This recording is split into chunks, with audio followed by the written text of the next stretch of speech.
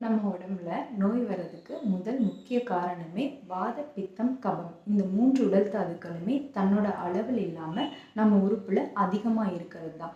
உங்களுக்கு ஈஸியாக சொல்லணும்னா காற்று, நெருப்பு, நீர் இந்த 3மே நம்ம உடம்புல இருக்கக்கூடிய ஒரு பூதங்கள். பஞ்சபூதங்களில் 3 பூதங்கள் ரொம்ப நோயை உண்டாக்கக்கூடியது.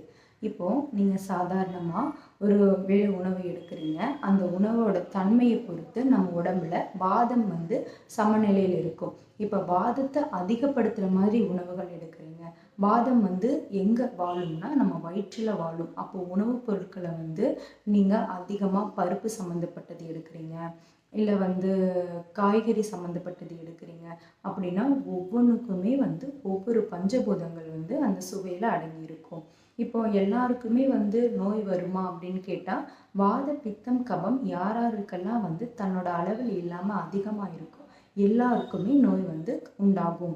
இந்த நோயை தீர்த்துக்க முடியுமானா, சாதாரணமாக உள்ள வாத பித்த கபம் தொந்த நாடியாக இருக்கும்போது வாத பித்தமாகவும் பித்தவாதமாகவும் இல்லை வாத கபமாகவும் இருக்கும்போது நம்ம மருத்துவத்துக்கு கட்டுப்படும். இப்போ பித்த நாடி சில பேருக்கு இல்லாமல் போயிடுச்சுன்னா சித்தர் முறைப்படி சொல்லுவாங்க, நாடி பார்த்து பித்தம் இல்லை அப்படின்னு சொன்னாங்கன்னா அவங்களுக்கு நோய்க்கு மருந்து கொடுத்தாலே அது அவ்வளோவா வேலை செய்யாது அப்படின்னு சொல்லுவாங்க.